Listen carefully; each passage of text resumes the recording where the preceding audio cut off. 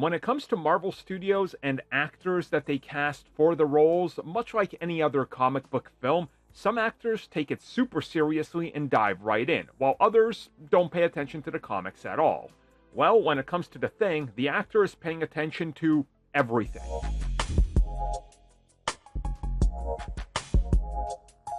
So this comes at us from The Thing actor Eben Moss-Backrack, who was recently talking about his prep for the upcoming Fantastic Four. And he said that one thing he loved that Marvel did was give him access to everything Marvel Comics. And that he has the entire backlog that's available on Marvel Ultimate. And instead of just looking up The Thing, who is The Thing? What does he do? What is he like? He said he wanted to take it a step further. So instead of just looking up The Thing, he got so into the stories, these characters, how they're connected, where they go, that he went a step above and beyond. He is reading everything.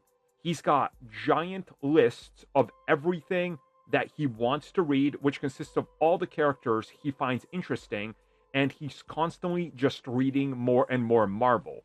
And he said that he finds it absolutely fascinating how giant and interconnected this world is, but also how crazy it is, and how some of these elements you see in the comics that just years ago you would never think would make it into the films are in fact now becoming a real thing, saying that the Fantastic Four is aiming to do exactly that.